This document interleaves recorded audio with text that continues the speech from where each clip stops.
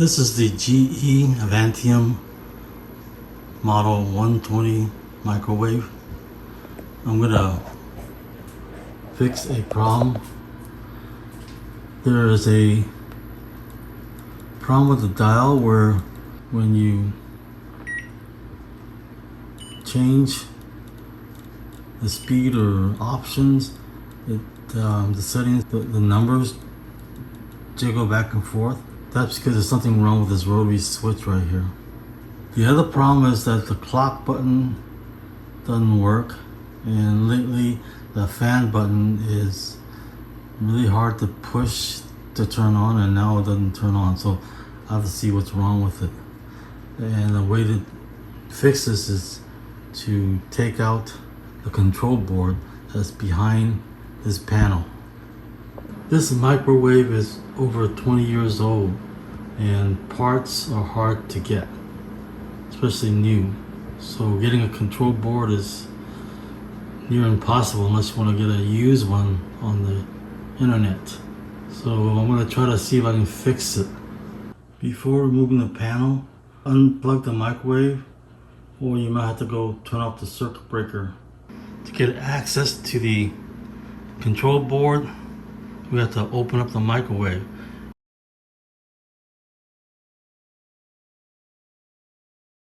First you have to unscrew one screw here and one screw on the left side, and the grill pulls out on the top, and you pull up a little bit to release the tab that's on the bottom.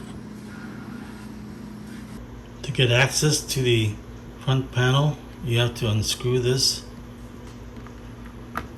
Then you have to open the microwave door and pull from the top. Take photos so you know where they went. First one to pull out is this one. You squeeze it, and that gives you more room to remove the other connectors. These two connections you don't have to pull out now because you'll do that later when you remove the board. There's a connector here, here. Most of them just squeeze and pull out. This red one here doesn't seem to have a polarity, meaning that it doesn't matter which way you put it back, but I always like to put it back the way I found it. So you see the red wire on the right side here? That's how it would go back.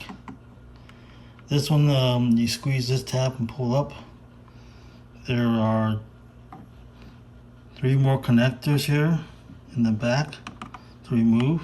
After remove it, just and then pull up on the front panel to release the tab. I removed the control panel. There's a couple of screws to remove.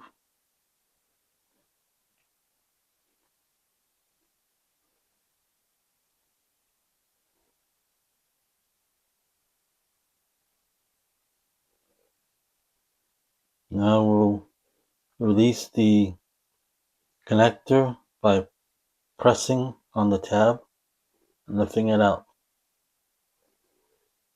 Take the back board out.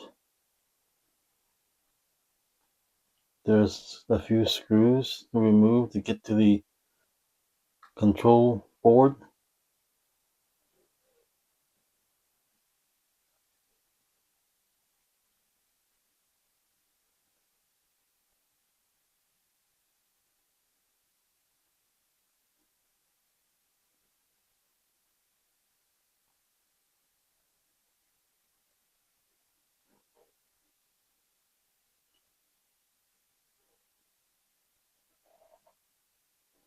Now we remove the ground wire.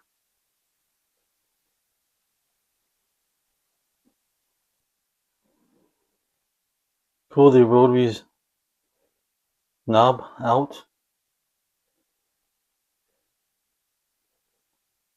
Now you can take the control board out. There's the rotary switch right there. That's the problem I'm having. These other buttons here, they feel okay. We'll see what other problem is. Maybe it's the buttons. Press it and it's kind of hard to push. Like there's a restriction. There's one screw that holds the metal backing for those buttons. There's a frame around it that just comes out. There's no screws securing it.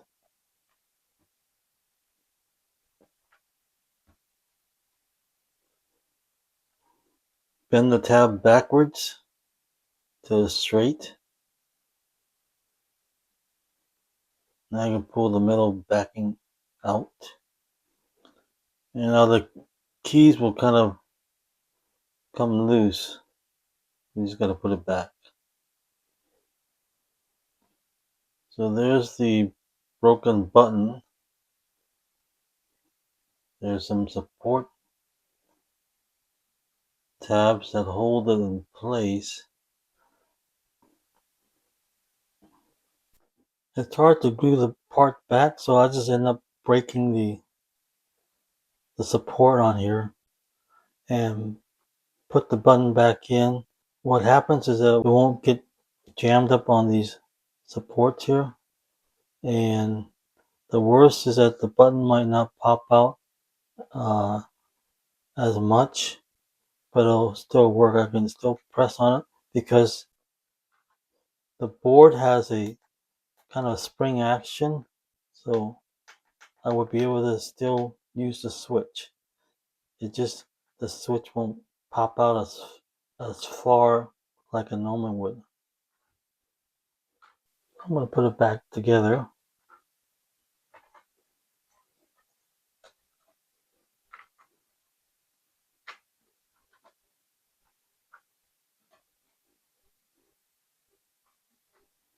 Put this back on where the tab is. Press this tab over. Put the screw back on. Slide the frame back over it.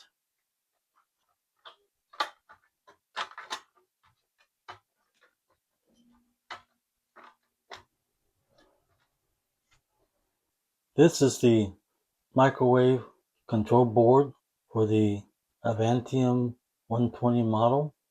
When you encounter problems with a dial and the numbers kind of fluctuate back and forth, that's because this switch is bad. I have a new rotary switch that's direct replacement. It's got the right height as far as the stem, this notch here, and also the terminals.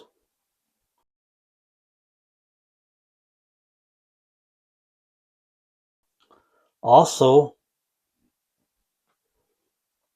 if you turn this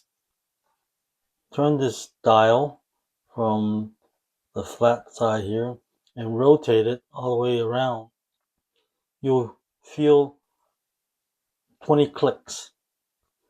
This one has the same amount of clicks, which is not important, but it'll work if it's there's more or less clicks or contacts in here. This switch just tells the microwave which direction you're going and how far or how fast you're going. Like if there's a set time, you can advance the time, how many minutes, or set the timer. I'll put a link to where you can purchase this. Right now I'm going to replace this rotary switch.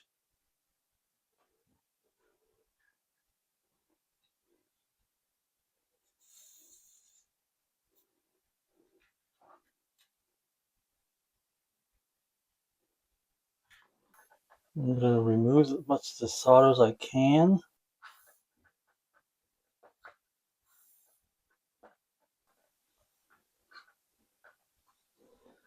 The other thing you can use is a wicking strip, which I don't have, that'll remove the solder.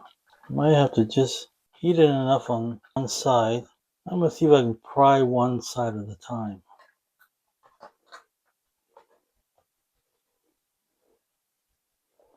I'm gonna heat this up. Okay, I got part of it out. Pry the other side out as I heat up the contact. What I did was I straightened out these tabs, then I pried the top off, and you can see inside there are little contact surfaces. In this one, there's 20 of them, and as you rotate it, it makes contact with these 2 points here. Now, if you don't have a replacement, you could try to fix this by one, cleaning the contacts and then prying up on the contacts a little bit, because that's what the real problem is there's not enough spring action to make a good contact on these little points here. But in my case, I'm just going to replace it with a new one because I've got new ones. Okay, it makes it easy because there are 3 pins on this side and 2 on this side. This is just to secure it.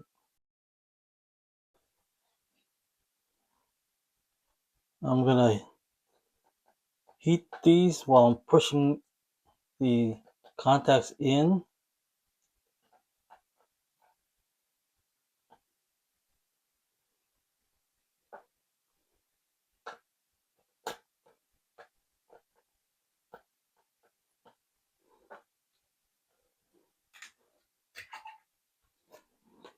Okay, it looks like it's in. I'm going to finish soldering in place.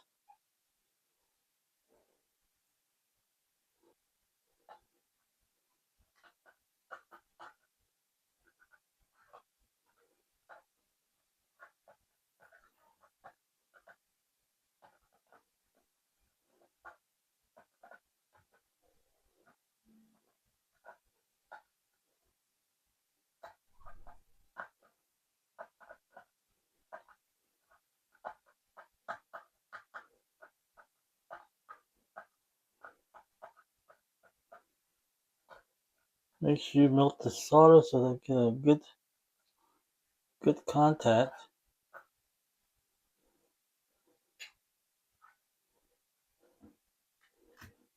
Just gonna take a quick look to make sure.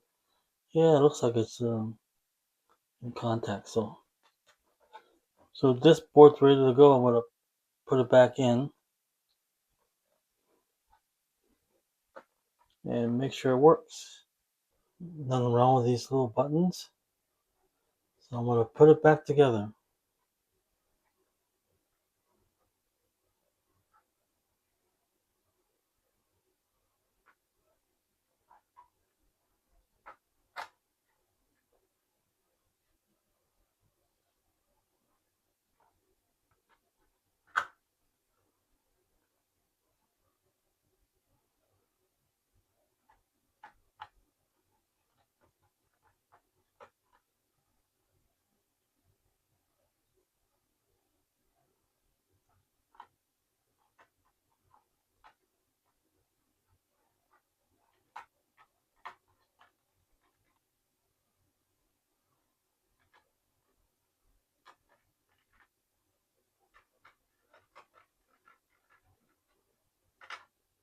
Now I'm going to put the ground screw back on.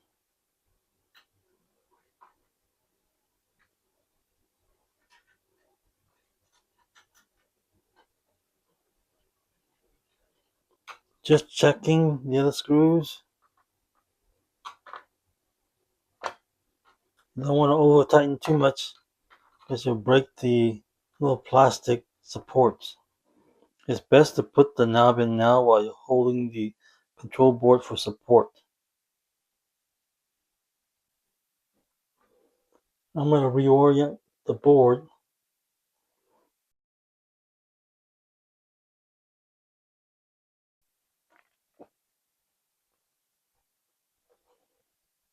So there's one here and one here. The board slips right here.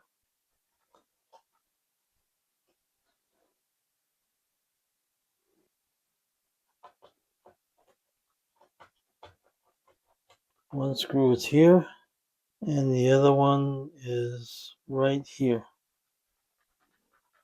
Now I'm going to push these connectors back in.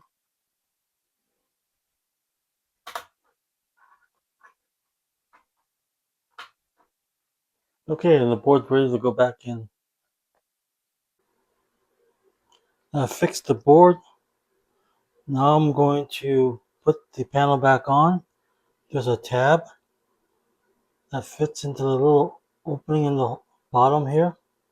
I reconnected the connections back here, 3 of them here. There's 3 of them right here.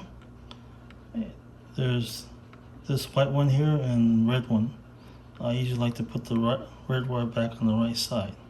The last one to do is this connector. You have to pull the panel a little closer. Close the microwave door and tighten this screw. To put the grill back on, make sure the bottom tabs go into here,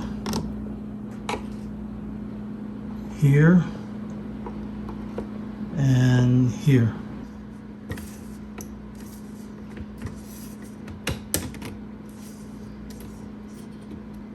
Then secure the screw here and here. I turn the power back on. I'm gonna go ahead and set the clock.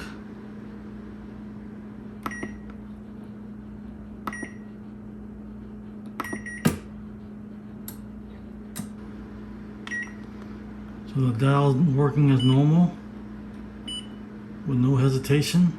What I found out about these buttons is on the back side where the control board is secured, you have to watch out that you don't over tighten.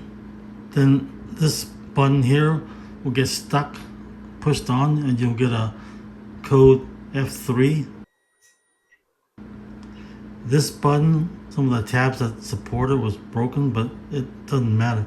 The main reason was that the board was not secure, tight enough on the right side, so you have to push further in to press the button and later on worn it out. But they're working now. Make sure the buttons are easy to push